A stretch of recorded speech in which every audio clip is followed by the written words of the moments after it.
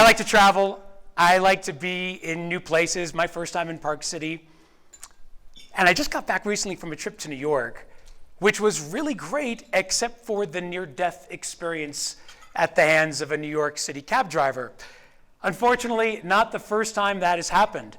In fact, it has happened to me more than a few times, such that when I go back to New York, I already know my itinerary. Hang out with some friends, check out some new restaurants, dodge the New York City cab drivers every single time. But it's like that when we go places, you know? There's something about the places we go that defines the way we experience and remember those places. Am I right? LA has traffic and really exciting celebrities. Dallas has malls and big hats, where I'm from. Philly has cheesesteaks and the Super Bowl champions. Woo! And Vegas has the glitz and glamour of the Strip and some strangely dressed police officers. Or at least that's what my 10-year-old thought they were. Boy, was he surprised. That's right, my wife and I, we took our son to Vegas. It was supposed to be just a fun trip. Nothing else but some fun with mom and dad for a couple days. Little did we know that it was going to turn into such an education. To this day, he still considers it to be the most educational thing we have ever done for him. Oh, we'll leave that aside for another time. You know where I've never been, though? I'm not sure I will get the chance to go. Maybe you have. That's Moscow. Now, Moscow is known for many things, but if you hear about Moscow, I'm sure you're going to hear about the dogs. Moscow has dogs, stray dogs, tons of them.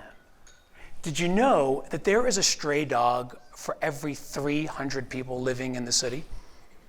Which at first doesn't seem like much, but when you consider that Moscow has 12 million people living in it, that's about, you guys do math, 40,000 strays roaming the street. I would say that qualifies as a problem. It's one that Moscow officials have not been able to solve, but it is one that the dogs seem to be handling pretty well all by themselves. You see, researchers have been studying these dogs and their struggle for survival for years.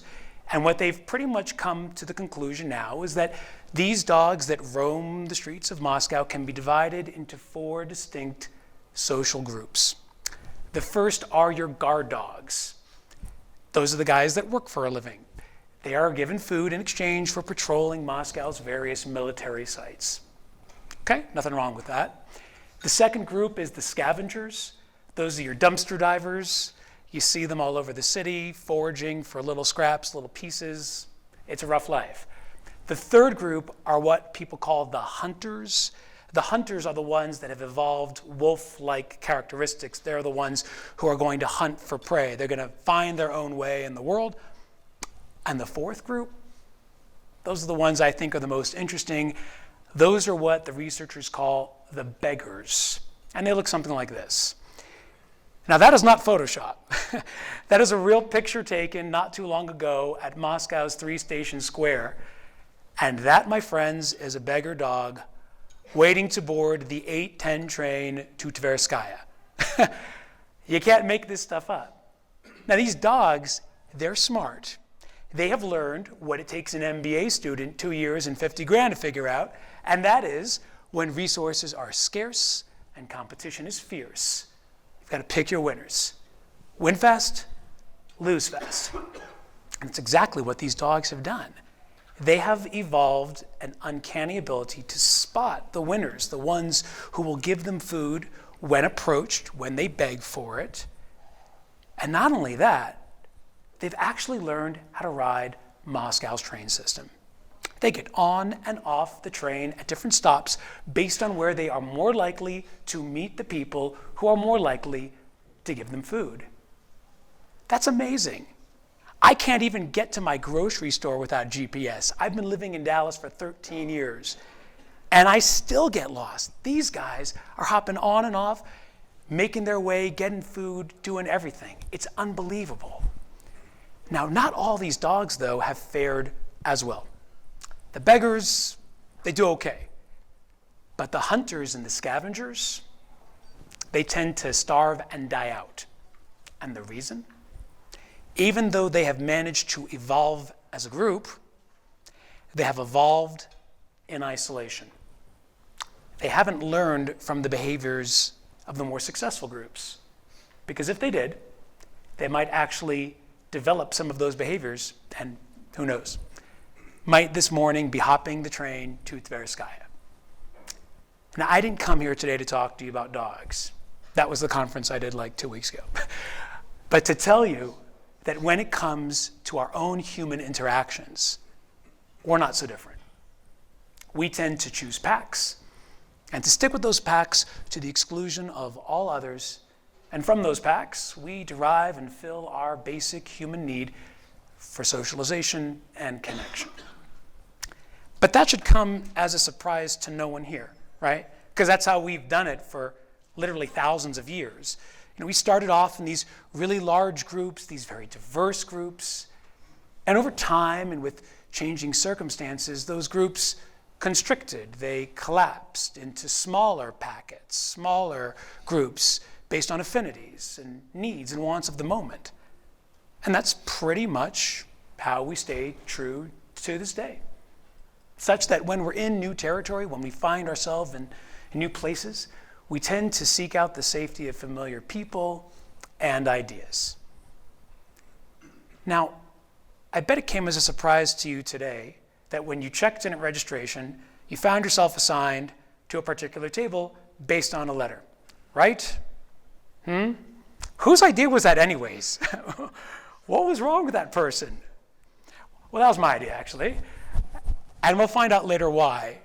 But doesn't that go against our basic human instincts that when we're in new places with new people, meeting people for the first time, we tend to stick with the people who remind us most of ourselves, the people who do the same jobs and have the same titles and come from the same places that we do, because that's familiar, that's safe. And even when people like me try to force us to sit in groups that are randomized and assigned, we sometimes do whatever we can to fight against that. Am I right? You don't have to call yourself out now, but I have a suspicion that there may be some of you here today that maybe didn't pay attention to the letter you were assigned, that perhaps chose to sit with your friends from your credit union or people you met last year at this event. Maybe. You don't have to, No, we're not looking to shame anyone in public. That's okay. I knew it was you. I knew it. But that's normal. It's practically human, right? I myself have done it. I was at a conference not too long ago when the organizer did exactly that. The organizer wanted the attendees to kind of mix it up at dinner and, interact with people that they don't normally sit with, don't normally hang out with. And so they had the brilliant idea of printing a colored shape on everyone's name badge on the front, and that's where you'd sit at dinner that evening. So lo and behold, that night, as 8 of us dutifully took our place around the red circle table, awkwardly eyeing each other, figuring out what we're going to talk about for the next 90 minutes, it became clear that something was terribly wrong. You look around the table, and you see red square, red square, red square, blue circle. Ooh, someone's not following the rules. Someone's not at his table. But can you blame the guy? I mean, here he is. He just got to this conference, didn't really know anybody, managed to meet some nice people earlier that afternoon and struck up a conversation. They realized they both came from the same hometown, knew some of the same people, worked with some of the same colleagues in their industry, and he figured, this guy's kind of normal. I could eat dinner with him for an hour and a half. No big deal. So he sat with him even though he wasn't the right colored shape. And I know this because I was that blue circle. And this is what we do. We tend to seek the safety of people and ideas. It's perfectly human. It's very natural. But just because something is human doesn't mean that it can't be harmful. Because sometimes it can.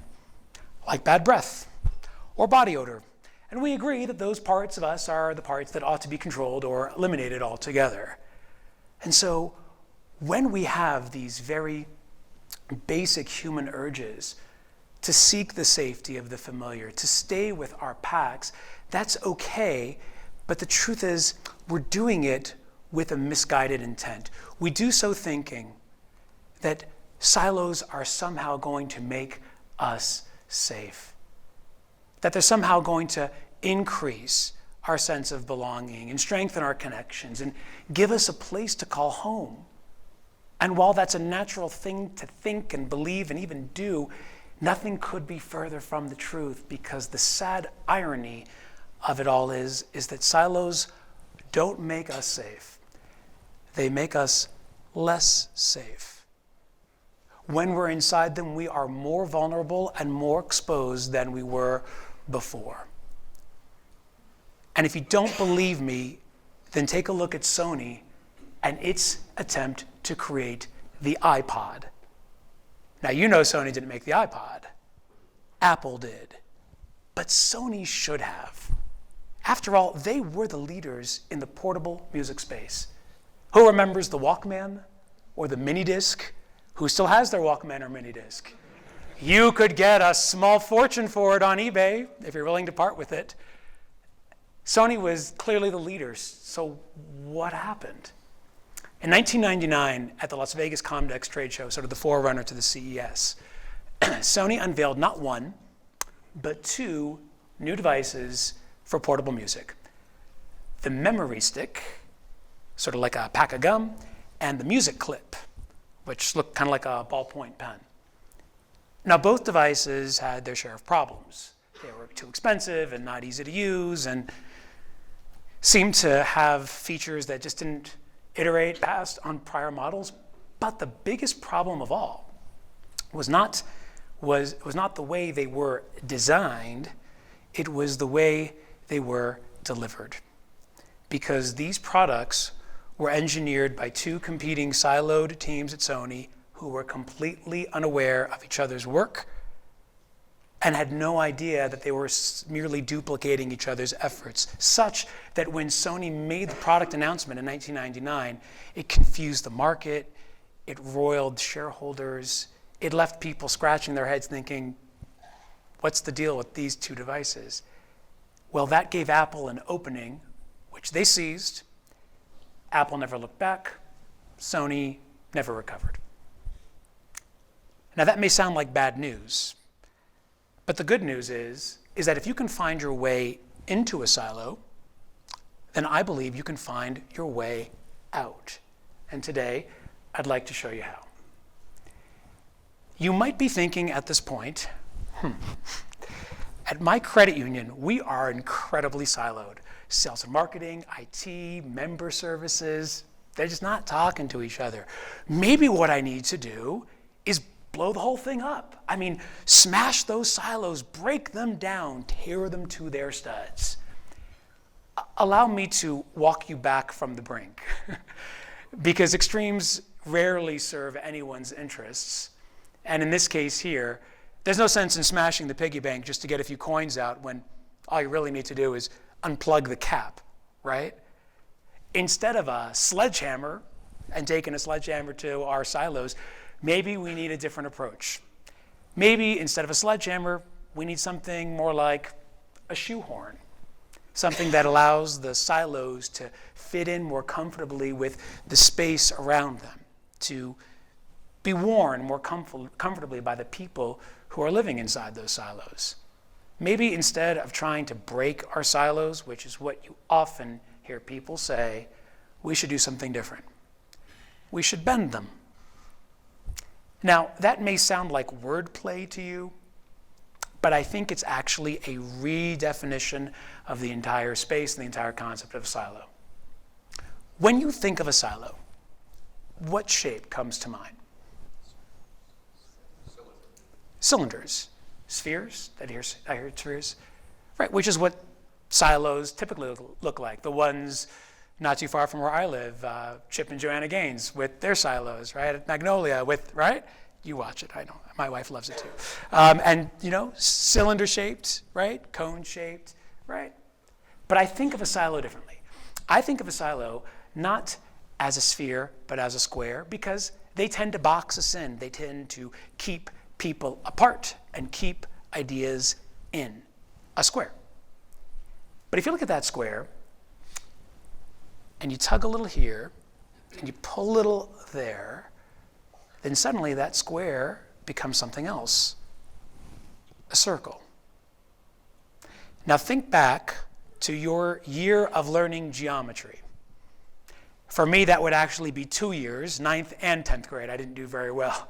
It was a rather long year.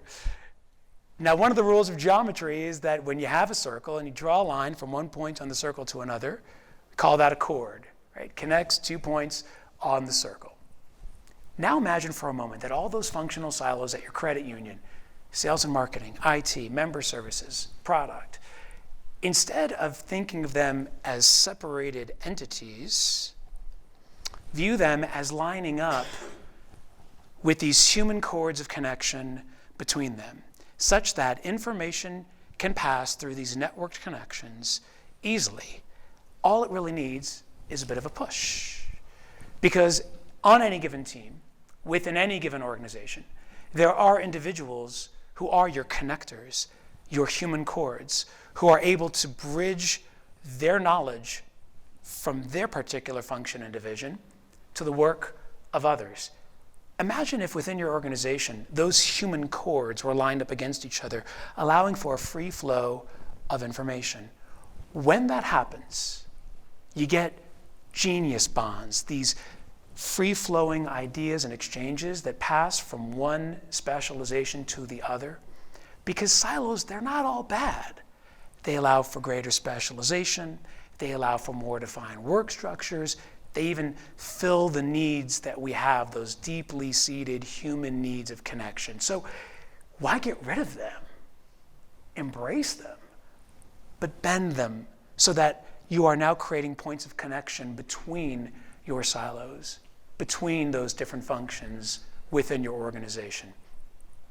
You know who did this really, really well, and who I still consider to this day to be a leader in collaboration? It's Nest. Now, you all know the Nest Smart Thermostat. They do a lot more today than just smart thermostats, but they, at the time, were the very first company to pioneer the use of smart thermostats for smart home technology. But when they designed the Nest thermostat, which eventually was purchased by Google for like $3.2 billion in 2004, they did something really, really interesting. Instead of handing the product off like one normally would to a team of engineers to design a hardware solution, Nest's executives decided that they ought to do something they called creative abrasion, or the idea of bringing multiple groups together, groups that might not normally interact and that probably would conflict in terms of their passion points, but to do so in a way that would really align the development of that product from start to finish, all the way from engineering through marketing and sales. And so they assembled this really motley crew of engineers and software designers and marketing executives and project managers, and they put them all together and they said, here's the goal. We've got to create a smart thermostat and we're going to ship in 18 months. Boom. 18 months later, the very first prototype emerged, but what was unique about it wasn't just that it was this breathtakingly innovative device capable of anticipating its owner's needs and really revolutionizing the HVAC industry. What made the smart thermostat so smart was that it was the result of creative abrasion, of different silos coming together and finding those points of contact, those human cords, that allowed for those network connections to be formed. The signature design on Nest's thermostat, the little green leaf, do you know the story behind that? It didn't appear in the first prototype, but the marketers said to the engineers, you got it all wrong. People don't want to save money only.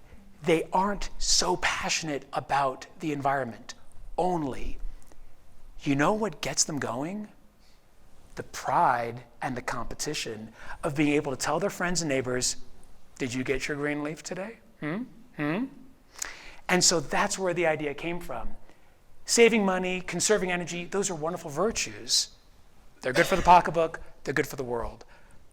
But that doesn't get people to change their behaviors, and that doesn't get people to buy products. The marketers sense this. The engineers were focused on creating this marvel of artificial intelligence capable of revolutionizing the industry. But it was the marketers who put together their unique understanding of human behavior, of human intelligence, that enabled this very unique feature to be included in the product, and in so doing, allow the thermostat to catch fire and change the way that homeowners behave and heat and cool their homes to this very day. This idea of creative abrasion, of thinking together, is something that hit home to me not too long ago.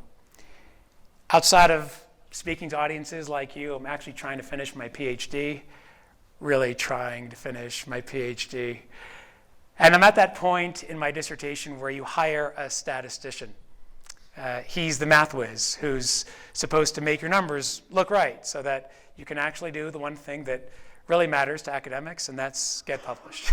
So my statistician is John. We are very, very different people. John likes classical, I like country. John builds these elaborate statistical models.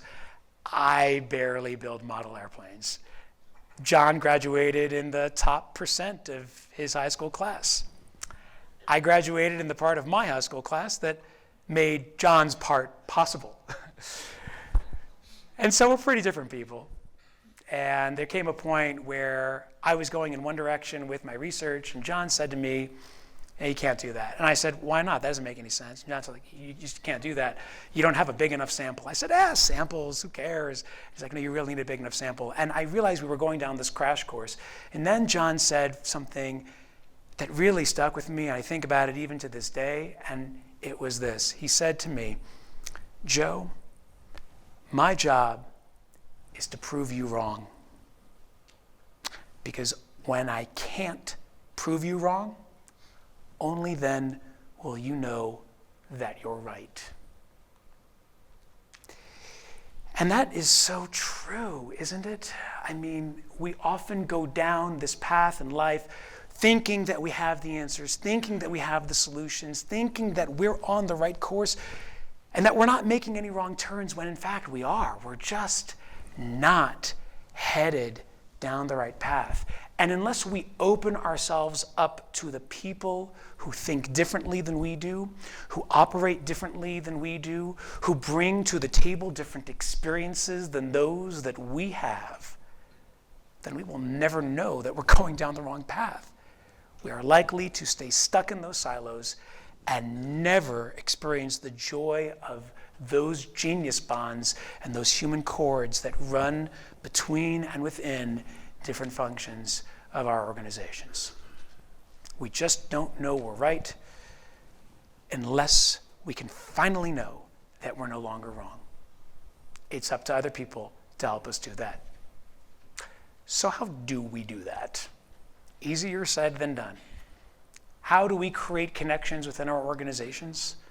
How do we form those human bonds, those chords that link different parts of our work? It's not easy. I have 3 ideas. Here they are. Number 1, make people bump up against each other. From time to time, create the space for people to be able to experience what it's like to interact with others on a very, very deep level. Not just an open office floor plan, not just a collaborative retreat. Those are helpful, but they're by no means transformative. Just the other day in Harvard Business Review, someone wrote an article based on 25 years of researching collaboration and said that collaboration isn't individuals coming together, it's individual priorities working together. It's recognizing that each of us brings something different to the table, that we all are specialized knowledge workers and practitioners, And that collaboration isn't throwing people together in a room or on a project, but rather having a really defined sense of what is our team purpose, what are our goals, and how do the individuals on this team bring those goals to life. If you want to know who did that well, who had the honesty and the authenticity to do that, it's Cleveland Clinic. Now, Cleveland Clinic is the world's most foremost medical care center. If you get sick, God forbid, you want to get sick at Cleveland Clinic. Their doctors rank up at the top of almost every specialty that is measured. But they had a problem in 2008. The clinic, though it was a world-class health organization, actually scored very lowly when it came to patient care, patient experience, the way people felt about their stay in the hospital as opposed to the care they were receiving. So there was this massive gap between the care that was being delivered and the way that care was being perceived. Patients felt that the rooms were messy and the halls were noisy and the doctors and nurses weren't talking to each other. You had on the same floor up to 3 specialties that were completely siloed off, not sharing information even though the floor nurses were the ones working all the same patients. It was a disaster.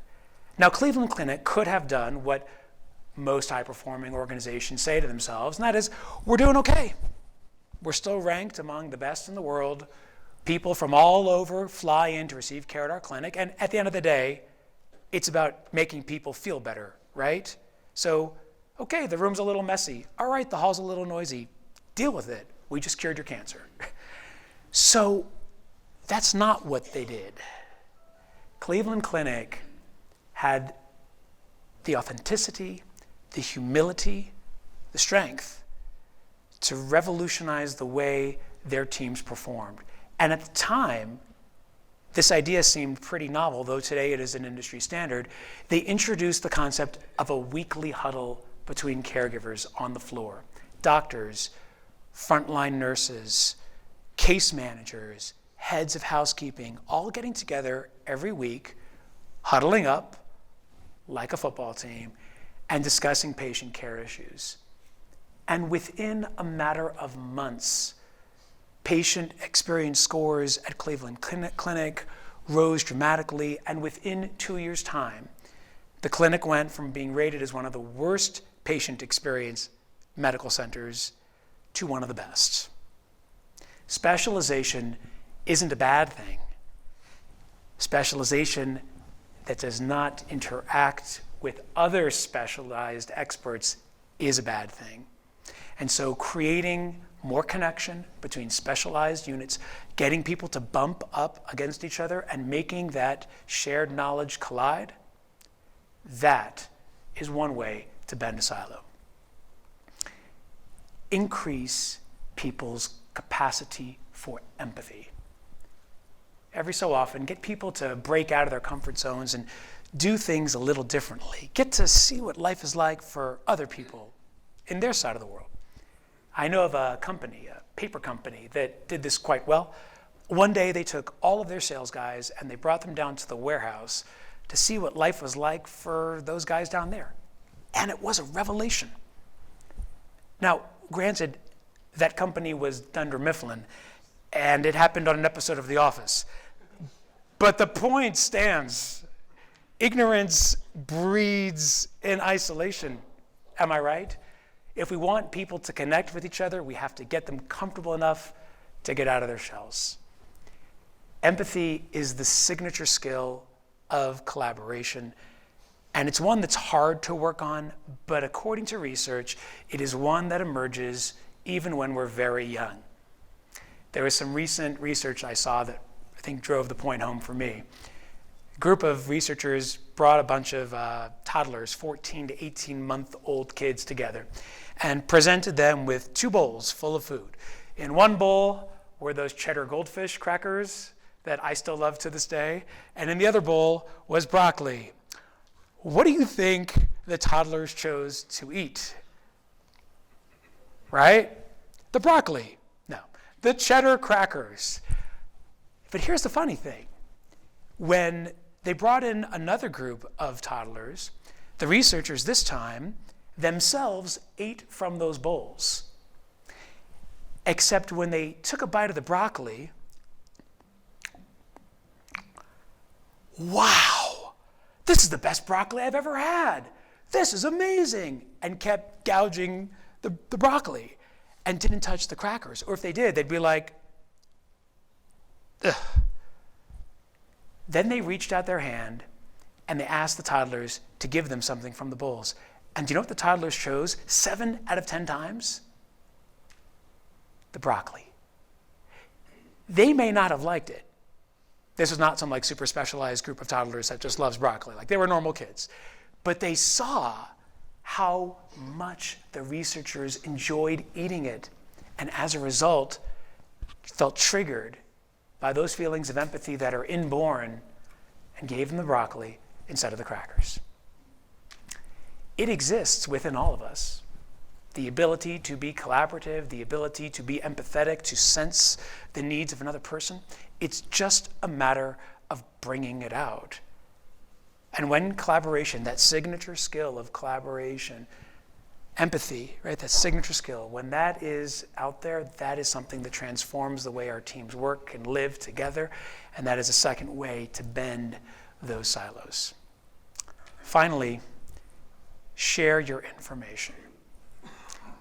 Some of the most innovative companies are not just staying ahead of the competition by being more innovative, they do so by sharing information freely and fluidly between all of their teams.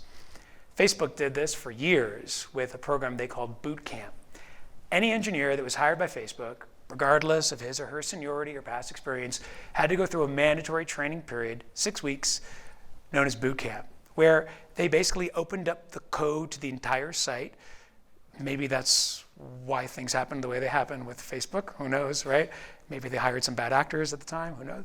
But giving them access to the site to look for bugs, to problem solve, to work on their coding skills, using real information and real projects and real data. That was definitely at the core of that program. And at the end of the 6 weeks, the various different functions, picked up different people, they spread out, they went to different parts of the company. But now, having had this rich experience of working arm to arm, shoulder to shoulder with other new hires, new engineers, regardless of where they ended up, all of these people tended to come back to each other or collaborate more freely with each other than they would had they never been put together in the same program.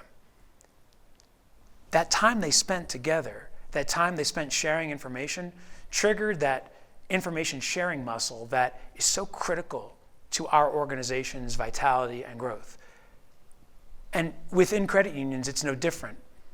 There are various different silos, there's various different functions, but imagine if someone calls up one day and says, could you waive the late fee on my credit card?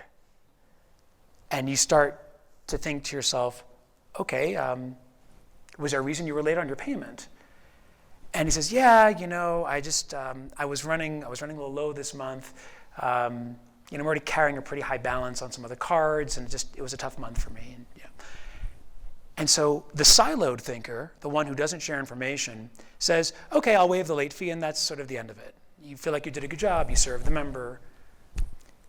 But if you're not a siloed worker, if you're an information sharer and you think across lines, then you say to yourself, well, maybe he's late because we need to increase his credit line, or maybe he's late because we need to refinance his home equity line of credit, or maybe 100 things. But if you're not asking those questions, if you're not thinking in the collective across the lines, and you aren't shifting from a product line way of thinking to a member service way of thinking, then you're not sharing your information, and ultimately you're not really serving the member.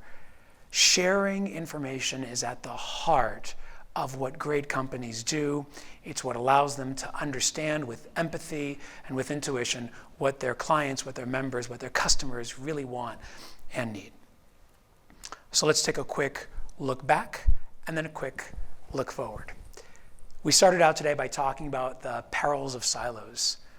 We said that they can do all kinds of bad. We talked about some ways that we can make them a little better, recognizing that not everything in a silo is as terrible as it seems, that creating networked connections, these genius bonds, allows information to flow more freely, and that by increasing people's capacity for empathy, that by sharing information, and that by getting people to bump up against each other are three ways practically that we can help move people from a point of siloed thinking to circle thinking, bringing everything all together. And that's the problem of not sharing information. And when information sharing becomes seasonal sport, when it becomes something that we just do once in a while, there's all kinds of bottlenecks and barriers to what we need to do that stand in the way of completing the task. There's lack of clarity, there's lack of coherence, there's delays, and ultimately it may compromise the delivery of the product or compromise a relationship with the member. And so if there's anything that I want you to take away from today, it's that silos are both a challenge and an opportunity. They're a challenge. Look at what they did to Moscow's Dogs and look at what they did to Sony's music division. But they're also an opportunity. Look at how specialization became a force for collaboration at the Cleveland Clinic and at Nest Technologies. And maybe even in some of your own groups here today. Whether those silos become barriers or allow us to enjoy breakthroughs, however, is simply a matter of how we choose to see them. We can choose to see those silos as keeping people and ideas apart, or we can change the way we think about them and view them more as circles that allow human connection and network sharing to pass between various different specializations within our organization. When I show you this picture over here, what do you see? Do you see squares?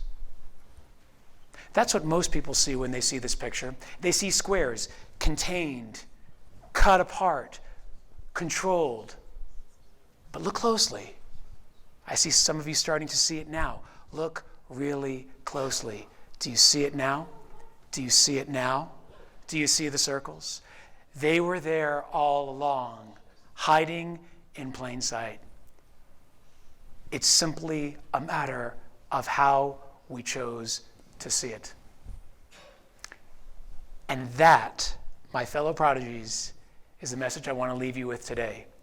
Whether your organizations, your divisions, your teams, whether your own families or friends decide to stick with the safe and familiar and become silos of division, or whether they are brave and bold enough to make that fearless shift to circles of trust, that is going to be the thing that distinguishes success from failure, fear from joy, progress from the past.